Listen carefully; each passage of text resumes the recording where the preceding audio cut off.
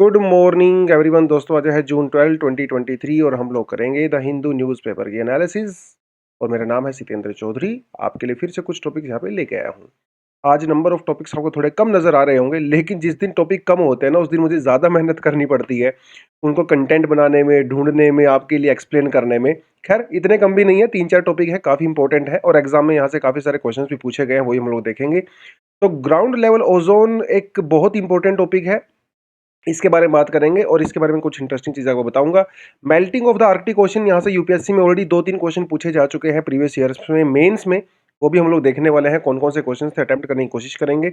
उसके अलावा हमारे पास जो हमारा नेशनल क्लीन एयर प्रोग्राम है, इसके बारे में बात करेंगे क्योंकि राजस्थान से रिलेटेड है ये।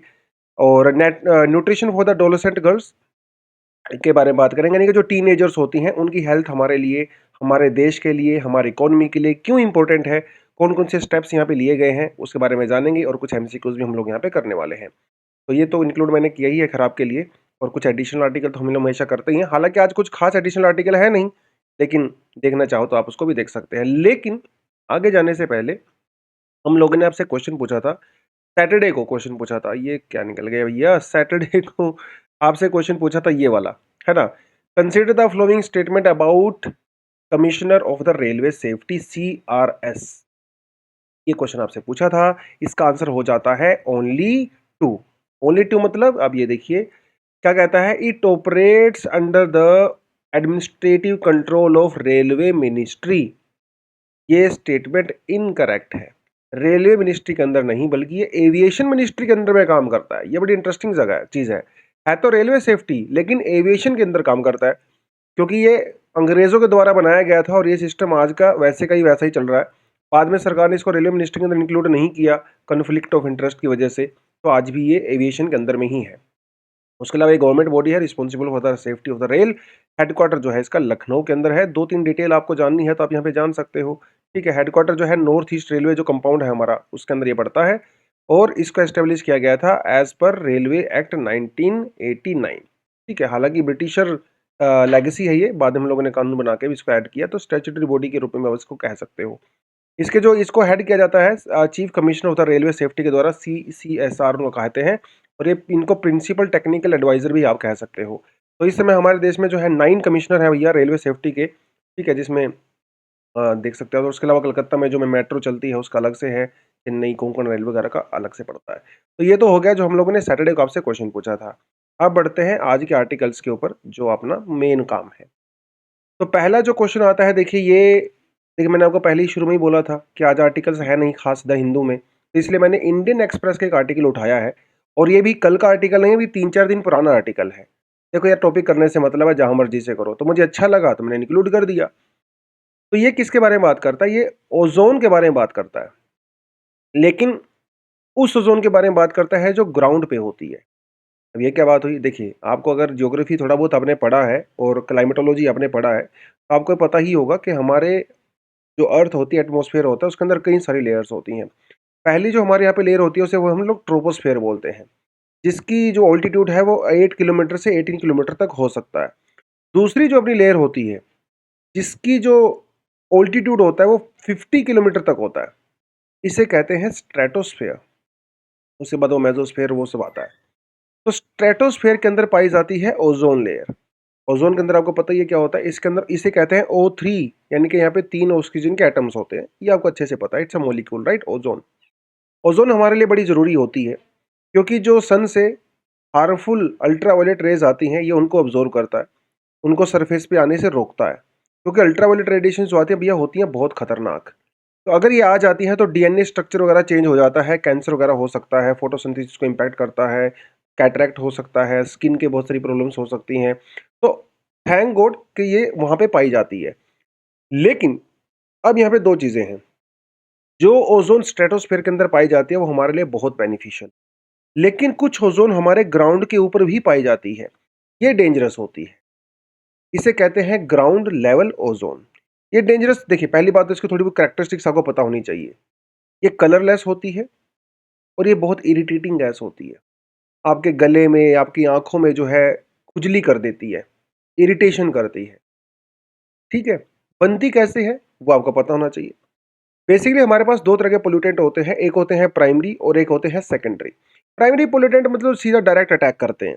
सेकेंडरी पोल्यूशन जो है वो प्राइमरी पोल्यूशन बनाते हैं with the reaction of something else. जैसे हमारे यहाँ पे है नाइट्रोजन ऑक्साइड्स है और हमारे यहाँ पे है जो VOCs, ये प्राइमरी पोल्यूटेंट आप कह सकते हो। ये प्राइमरी पोल्यूटेंट जब आपस में रिएक्ट करते हैं in the presence of sunlight तो ये बनाते हैं ओजोन। देखिए यहाँ पे ये वर्ड बहुत जरूरी है, प्रेजेंट ऑफ सनलाइट। अब सनलाइट तो भैया दिन के समय में ही होती है, रात को तो सनलाइट नहीं होती है। इसका मतलब रात को ओजोन प्रोड्यूस नहीं होगी, लेकिन इसका मतलब ये नहीं है कि रात को ओजोन नहीं हो सकती है। हालांकि रात को ऑक्सीजन 99.99% टाइम्स जो है वो खत्म हो जाती है, बट स्टिल थोड़ा बहुत अमाउंट रात को भी रह सकता है जो दिन में प्रोड्यूस हुआ था। तो एक तो सनलाइट इसके लिए बहुत जरूरी है, ठीक है। अब ये हमारे लिए अनहेल्दी तो ऑफ कोर्स होती है ना। हमारे मतलब आप समझ ले, अब गले में प्रॉब्लम हो सकती है, वो सारी चीज़ें। उसके अलावा जो ओजोन की हम लोग बात कर रहे हैं, सनी डेज में ऑफ कोर्स ज़्यादा होती है, कोल्डर मंथ के अंदर भी हो सकती है। मतलब ऐसा नहीं है कि सिर्फ विंटर्स में समर्स में ही होते हैं, विंटर में नहीं होते, विंटर में भी हो सकती है। और जैसे मान लो दिल्ली में ओजोन प्रोड्यूस हो रही है तो उसको हवा के द्वारा आसपास के एरिया के अंदर भी ट्रांसपोर्ट आसानी से किया जा सकता है। तो इस तरह से तो हमारी जो है ओजोन प्रोड्यूस होती है, जैसे कि मैंने आपको यहाँ पे बताया। हार्मफुल इंपैक्ट इससे क्या क्या होता है आप क्लियरली यहाँ पे देख सकते हो। ये एक रिएक्टिव गैस होती है, मतलब रिएक्शन करती है, ठीक है। हेल्थ कॉन्सिक्वेंसेज होते हैं, खासकर उन लोगों को जिनको अस्थमा, क्रोनिक जो पल्मोनरी डिसीज होते हैं, थोड़ा बहुत जिनके जिनके लंग्स कमज़ोर होते हैं, छोटे बच्चे होते हैं, ओल्ड एज होते हैं, उनको थोड़ा सा सीरियस डैमेज करता है। एक तो ये थोड़ा सा आपको यहाँ पे पता होना चाहिए। कुछ सेंसिटिव वेजिटेशन होती है, कुछ उसके साथ भी रिएक्शन कर सकता है, मतलब हमारी बायोडाइवर्सिटी के लिए भी नुकसान करता है। कौन सी सेंसिटिव वेजिटेशन की मैं बात कर रहा हूँ, जैसे ब्लैकबेरी हो गया, ठीक है, aspen, tulip popular, white pine वगैरह, इनके फोटोसिंथेसिस को इम्पैक्ट करता है, मतलब फूड प्रोडक्शन को रोकता है। तो ये हमारी बायोडाइवर्सिटी के लिए भी खतरनाक है। तो ओजोन जो ग्राउंड लेवल पे होती है भैया, वो होती है खतरनाक। 1970 में तो हम लोगों को स्ट्रेटोस्फीयर वाली ओजोन के बारे में पता चला था, जिसके लिए फिर बाद में हमारे पास जो है कुछ कन्वेंशंस भी हैं, है ना। वियना कन्वेंशन वगैरह हो गया, मॉन्ट्रियल प्रोटोकॉल वगैरह, वो सब हो गया। ग्राउंड लेवल ओजोन को लेके अभी तक हमारे पास कुछ खास नहीं है। हाँ, गुथनबर्ग है, लेकिन वो Gothenburg is a different, specifically ozone के लिए नहीं है। और गुथनबर्ग से क्वेश्चन भी पूछा गया ऑलरेडी एग्जाम में। खैर, क्या कहता है देखिए, तो वो टॉपिक तो खत्म हो गया अपना, ये सेकंड टॉपिक शुरू हो गया। What is happening to the Arctic sea. पहले आपको मैं यहाँ पे क्वेश्चंस दिखाता हूँ। देखिए, एग्जाम में ऑलरेडी यहाँ से दो क्वेश्चन इस सेक्शन से आ चुके हैं, और ये रिसेंट ही क्वेश्चन है, 2020 और 2018 का क्वेश्चन है। पहला क्वेश्चन क्या कहता है, how do the melting of the Arctic ice and the glaciers of the Antarctic differently affect the weather pattern. ये तो 2021 का क्वेश्चन है, लास्ट टू लास्ट ईयर का ही है। Weather pattern and the human activities on the earth, मतलब human activity की वजह से आर्कटिक आइस और अंटार्कटिका का आइस दोनों पिघल रहा है भैया। दोनों का इंपैक्ट अलग अलग होता है, ये आपको बताना है। 250 वर्ड्स में एक डिसेंट कंटेंट आपके पास है।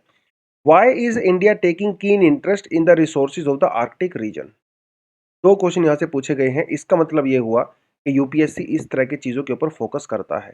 अगर आपने GS1 का सिलेबस देखोगे, उसके अंदर स्पेशली लिखा हुआ है ice caps and the water bodies, geography वाले टॉपिक में, यानी कि जो डायनेमिक चेंजेस होते हैं। ये डायनेमिक चेंज ही तो है। बहुत जो टॉपिक सिलेबस में मेंशन किया गया है एक्सक्लूसिवली, वो सबसे इंपॉर्टेंट टॉपिक होते हैं। हालांकि दूसरे टॉपिक भी इंपॉर्टेंट होते हैं जो एसोसिएटेड टॉपिक्स होते हैं, लेकिन वो बहुत ज़्यादा जरूरी है। तो ice melting, glacier melting, ocean circulation, इस तरह के टॉपिक कभी भी अगर एग्जाम में न्यूज़पेपर में आए तो एग्जाम के लिए समझ लो बहुत बढ़िया काम करते हैं। तो what is happening to the Arctic sea ice, ये इसमें कोई बताने की रिक्वायरमेंट नहीं है भैया। ग्लोबल वार्मिंग हो रही है, टेम्परेचर इंक्रीज हो रहा है, तो आर्कटिक आइस हो चाहे अंटार्कटिक आइस हो चाहे हिमालयन आइस हो, पिघल तो रही है ना। समर में और विंटर में आर्कटिक आइस का गेम थोड़ा अलग होता है। विंटर में जो आर्कटिक ओशन होता है वो मोस्टली फ्रीज हो जाता है विंटर में। समर में मेल्ट हो जाता है, लेकिन 100% मेल्ट नहीं होता। 60-70% मेल्ट होता है, 30-40% जो है आइस वहां पे रहती है। समर के मंथ की मैं बात कर रहा हूं। लेकिन जिस तरह से ग्लोबल वार्मिंग बढ़ रही है, एक दिन ऐसा आएगा कि समर वाली पूरी की पूरी आइस जो है वो मेल्ट हो जाएगी आर्कटिक ओशन में। यूजुअली जो मिड सितंबर का टाइम होता है, ठीक है, उस समय की बेसिकली वो ज्यादा बात कर रहा है यहाँ पे। ठीक है। लेकिन जब विंटर आती है तो हमारा जो आइस का जो एरिया होता है वो एक्सपेंड हो जाता है। और आपको ये पता है वाटर की एक बड़ी खास करैक्टर होती है, वाटर जब फ्रीज करता है तो वो एक्सपेंड करता है, और वाटर जब बॉयल करता है तब भी वो एक्सपेंड करता है। दोनों केस में ही वाटर एक्सपेंड करता है। ठीक है? तो एक तो ये वाटर एक्सपेंशन होती है, वाटर थिक हो जाता है, खासकर यूजली मार्च के महीने तक ये चलता रहता है प्रोग्राम पूरे का पूरा। लेकिन जो आर्कटिक आइस होती है, यानी कि जो हमारे ग्लेशियर्स होते हैं, जो हमारी आइस शीट्स होती हैं, बहुत इंपॉर्टेंट होती हैं। क्यों होती हैं? क्योंकि वो करती हैं रिफ्लेक्ट, और इसको कहते हैं अल्बेडो। अल्बेडो एक कॉन्सेप्ट होता है दोस्तों, जिसका मतलब होता है कि कोई भी सरफेस जो होता है उसके अंदर कैपेसिटी होती है सनलाइट को रिफ्लेक्ट करने की। जितना ज़्यादा वो रिफ्लेक्ट करता है उतना ही ज़्यादा अल्बेडो होता है। आप मुझे ये बताइए कि अर्थ का अल्बेडो कितना होता है, कमेंट सेक्शन में। अब अर्थ के ऊपर तो बहुत सारी चीज़ें होती हैं। हमारे पास फॉरेस्ट भी हैं, डेज़र्ट भी हैं, सैंड ड्यून्स भी हैं, हमारे पास वाटर बॉडीज़ भी हैं, हमारे पास आइस कैप्स भी हैं। सबका अल्बेडो अलग-अलग होता है रिफ्लेक्ट करने का। तो जो हमारी आइस होती है इसका अल्बेडो 90% से भी ज़्यादा हो सकता है। इसका मतलब ये मोस्टली सनलाइट को रिफ्लेक्ट कर देता है। अगर आइस पिघल जाएगी आर्कटिक के अंदर, अल्बेडो कम हो जाएगा। अल्बेडो कम होने का मतलब ये है कि ज़्यादा सनलाइट एब्ज़ॉर्ब होने लगेगी। ज़्यादा सनलाइट अगर एब्ज़ॉर्ब होगी तो मतलब टेम्परेचर बढ़ने लगेगा। ये एक तरह का फीडबैक लूप हो जाएगा। फीडबैक लूप, सनलाइट ज्यादा आई, आइस मेल्ट हुआ, अल्बीडो डिक्रीज हुआ, अल्बीडो डिक्रीज होने से और ज्यादा एब्जॉर्प्शन होगा, और मोर ऑब्जॉर्प्शन, मोर मेल्टिंग, लेस अल्बीडो अगेन। एक बार जब ये सर्कल शुरू हो जाता है फिर रुकने का नाम नहीं लेता है। इसे कहते हैं पॉजिटिव फीडबैक लूप। और आर्कटिक आइस अगर पिघल गई ना, उसके बहुत सारे इंपैक्ट होंगे। एक तो वहाँ पे जो बायोडाइवर्सिटी है, हमारे जो वहाँ पे मैमल्स वगैरह कुछ रहते हैं, जैसे पोलर बेयर हो गया, वोलरस वगैरह हो गया, इनके हंटिंग, ब्रीडिंग और माइग्रेशन वगैरह जो भी एक्टिविटी करते हैं वो सीजन के हिसाब से करते हैं। और वहाँ पे जो आइस मेल्ट होती है, आइस फ्रीज होती है, उसके हिसाब से करते हैं, हाइबरनेशन वगैरह वो सब होता है। लेकिन अगर वो सब होगा ही नहीं भाई, अगर आइस वहाँ पे होगा ही नहीं तो बेचारे क्या खाएंगे? इनके रहने का ठिकाना, ना खाने का ठिकाना, तो मर जाएंगे। एक तो ये वो हमारी बायोडाइवर्सिटी के लिए भी खतरनाक है। इतना नहीं, वहाँ पे कुछ ट्राइब्स भी रहती हैं, ठीक है, उस एरियाज में जो आर्कटिक सर्कल है। जैसे कुछ अलास्का में, नॉर्वे वगैरह में, स्वीडन में उधर रहती हैं कुछ ट्राइब्स, जैसे यूपिक, इनुपियाट, इनुइट वगैरह। इनका जो पूरा ये और ये हंटर गैदरर्स होते हैं, ये एग्रीकल्चर तो करते नहीं है। अब भाई जब आर्कटिक आइस ही पिघल जाएगी तो वहाँ पे जो जानवर वगैरह वो भी खत्म हो जाएंगे, तो बेचारे किसका शिकार करेंगे, क्या खाएंगे? इसके लिए बड़ा डेंजरस होता है। हाँ, लेकिन क्या सिर्फ उसका सिर्फ नुकसान ही होगा, ऐसा नहीं है। कुछ बेनिफिट भी हो सकता है वर्ल्ड इकोनॉमी के लिए। बहुत सारे नेचुरल रिसोर्सेज ऐसे हैं जो आर्कटिक के अंदर ट्रैप होके पड़े हैं हजारों सालों से। तो आर्कटिक को अगर बर्फ पिघलेगी तो जैसे वहाँ पे यूरेनियम भी ऐसा माना जा रहा है, कोल है, नेचुरल गैस है, पेट्रोलियम वगैरह है, तो वो भी निकलना शुरू हो जाएगा। तो और कुछ शिपिंग लेन्स वगैरह भी जो है वहाँ से ओपन होंगी, तो आप वहाँ पे ट्रेड कर सकते हो। ये कुछ चीज़ें हैं। आईपीसीसी ने भी कहा है कि भैया हो सकता है 2050 से तक जो है वो सी आइस फ्री हो जाए समर में। देखिए विंटर में तो आइस रहेगा वहाँ पे, विंटर में दिक्कत नहीं है, समर में ज़्यादा दिक्कत है। सैटेलाइट जो है वो बताते हैं कि हर साल 13% जो आइस है वहाँ पे कम हो रही है, जिसमें से 90% जो लॉस हो रहा है आइस का वो ह्यूमन एक्टिविटी की वजह से हो रहा है, 10% जो है नेचुरल कॉज की वजह से हो रहा है। और अगर बर्फ पिघल जाएगी आर्कटिक की तो हमारी जो पोलर जेट स्ट्रीम्स हैं इसको वीक करेगी। पोलर जेट स्ट्रीम का बहुत इंपॉर्टेंट रोल होता है हमारे ग्लोबल सर्कुलेशन के लिए। अगर ये पोलर जेट स्ट्रीम वीक होंगी तो इससे क्या होगा, यूरोप के अंदर हीट वेव चलेंगी, और नॉर्थ वेस्ट इंडिया के अंदर भी अनसीजनल रेनफॉल हो सकता है, जो कि हमारे यहाँ पे एग्रीकल्चर के लिए खतरनाक हो जाएगा। तो ये कुछ चीज़ें आपको पता होनी चाहिए उस पर्सपेक्टिव से। इंपॉर्टेंट टॉपिक है, यूपीएससी में पहले सवाल पूछे जा चुके हैं। इससे ज़्यादा आपको प्रूफ नहीं चाहिए इस टॉपिक की इंपॉर्टेंस का। सवाल ही पूछ लिया तो भाई अब क्या ही बचा। ठीक है, चलिए। Particulate matter, particulate pollution increases in the Rajasthan cities से CSE रिपोर्ट। CSE रिपोर्ट का मतलब है centre for the science and the environment report. ये कहती है कि राजस्थान में लगातार पार्टिकुलेट मैटर के का जो पोल्यूशन है वो इंक्रीज हो रहा है। हमारे पास दो पार्टिकुलेट मैटर होते हैं, एक होता है PM2.5 और एक होता है PM10। ये होता क्या है पर्टिकुलेट मैटर?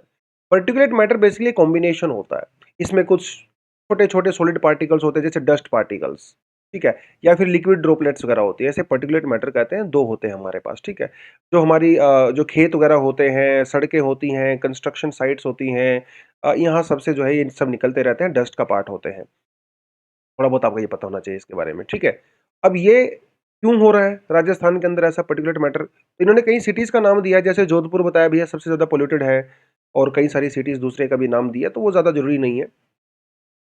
बढ़ क्यों रहा है ये पोल्यूशन? इन्होंने सीधा-सीधा कहा है कि भई जो सरकार ने वहाँ पे पोल्यूशन को कंट्रोल करने के लिए मेजर्स लिए थे, वो अच्छे से वहाँ पे इम्प्लीमेंट नहीं हो रहे हैं, इसकी वजह से पोल्यूशन वहाँ पे बढ़ रहा है। तो इन्होंने ये कहा।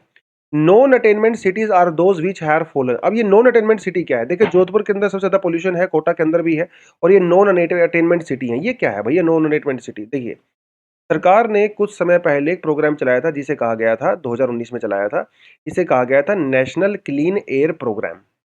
नेशनल क्लीन एयर प्रोग्राम के अंदर गवर्नमेंट ने कुछ सिटीज़ को आइडेंटिफाई किया था, ठीक है?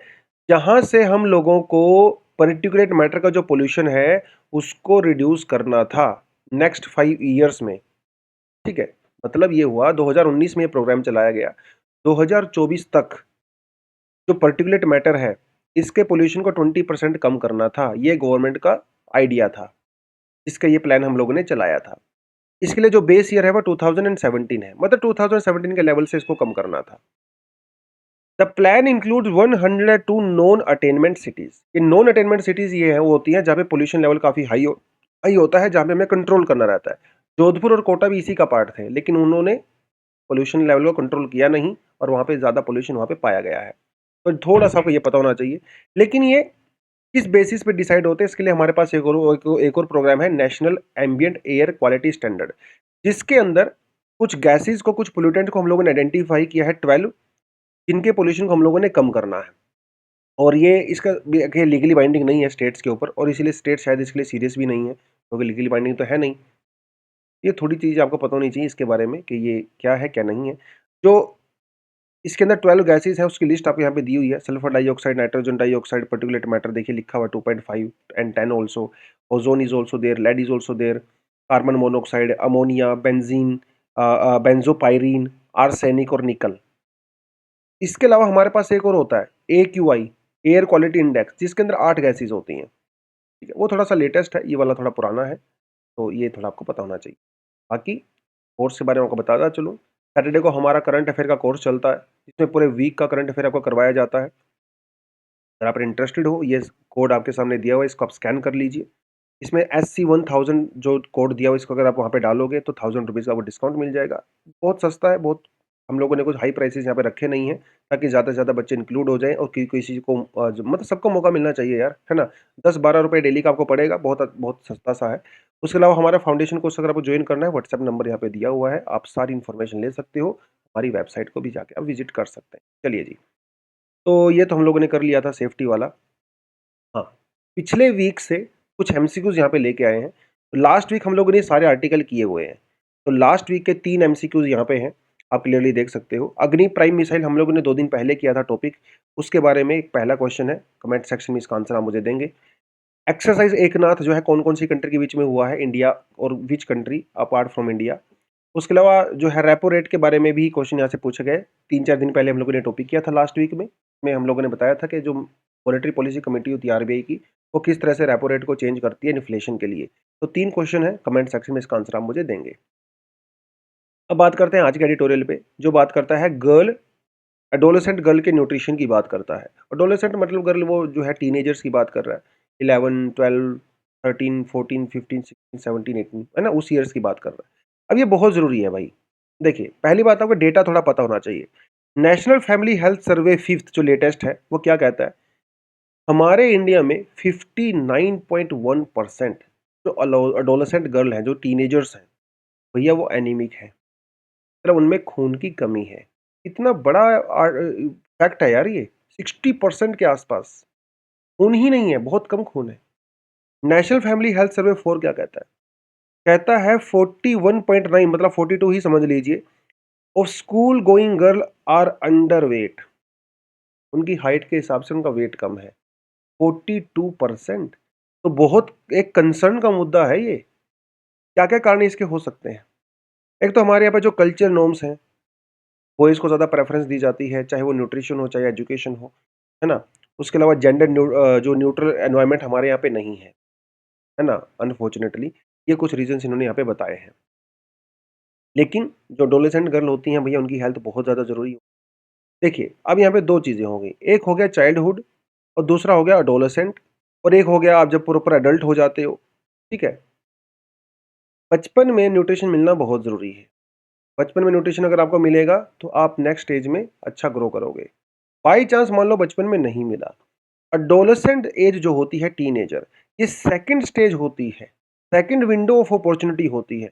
अगर आपको यहाँ पे न्यूट्रिशन नहीं मिला तो यहाँ पे मिलना चाहिए, क्योंकि यहाँ पे न्यूट्रिशन मिलेगा तो आपकी अडल्ट लाइफ में आज आप बेटर परफॉर्म कर सकते हैं।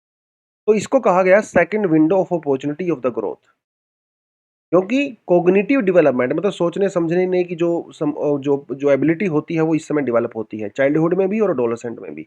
ये बहुत ज़्यादा ज़रूरी है। आप ये चीज़ समझ लीजिए, अगर एडोलेसेंट स्टेज में एक गर्ल को अगर न्यूट्रिशन मिलेगा तो वो हेल्दी रहेगी। बाद में जब वो महिला बनेगी और प्रोडक्टिव लेबर फोर्स का पार्ट बनेंगी तो ज़्यादा प्रोडक्शन करेंगी।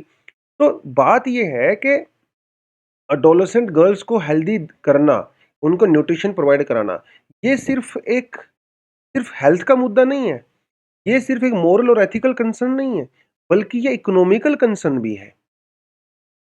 इकोनॉमिकली सेल्फ सफिशिएंसी के लिए भी ज़रूरी है देश के लिए, क्योंकि यही महिलाएँ जब बाद में लेबर फोर्स में जाएँगी, बेटर काम करेंगी, जीडीपी ग्रोथ होगा। और अगर ये अनहेल्दी रहेंगी, हेल्थ रिस्क अगर रहेगा, तो बाद में प्रेगनेंसी में कॉम्प्लिकेशंस हो सकती हैं। यार हेल्दी महिला ही हेल्दी बेबी को जन्म देगी, मतलब फ्यूचर ही सारा इनके हाथ में है, ऑब्वियस सी बात है। और अगर वो हेल्दी नहीं है, तो हेल्थ केयर बर्डन भी बढ़ेगा, हॉस्पिटलाइजेशन, बीमारियाँ वगैरह बढ़ेंगी, तो पॉवर्टी की तरफ जाते हैं। आम आदमी का 40 से लेके 45% जो इनकम होती है, वो तो हॉस्पिटल में ही चली जाती है। तो पॉवर्टी भी कम होगी अगर हेल्थ वीमेन को हम लोग जो है यहाँ पे ज़्यादा न्यूट्रिशन देंगे। तो इम्पोर्टेंस तो इसकी आपको पता है, इम्पैक्ट भी आपको पता चल गया, इम्पोर्टेंस क्या है और इम्पैक्ट क्या है, दोनों चीज़ें आपको पता चल गई आंसर लिखने के लिए। Undernutrition girl are also at the higher risk of the chronic disease and the pregnancy complications of course. तो investing in girls nutrition is not only the moral obligation but also economic one, जैसे मैंने आपको बताया GDP growth में help करती हैं।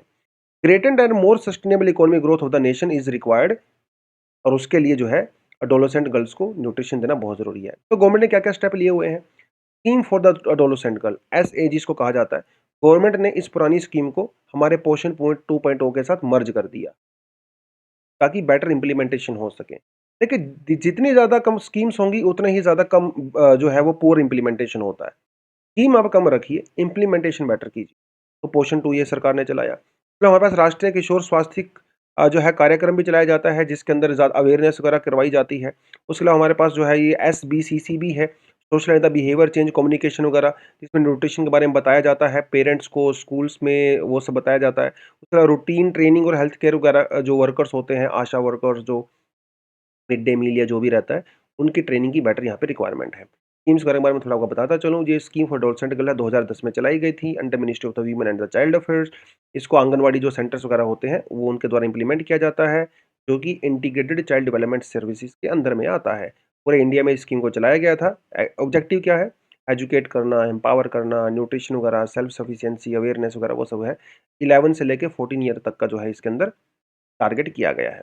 उसके अलावा 2 एमसीक्यूज़ और भी दिए गए हैं आपको। आप इसको बताइए मुझे। ये पुरानी स्कीम्स के बारे में है। मेंस्ट्रुअल हेल्थ स्कीम जो गवर्नमेंट ने चलाई थी, इसके अंदर किस एज की गर्ल्स को यहाँ पे इंक्लूड किया जाता है। उसके अलावा जो है who is responsible for the distribution of sanitary napkins in the rural areas. ठीक है। कौन जो है रिस्पांसिबल है? Ministry of health, Asha workers, adolescent reproductive sexual health and the state governments.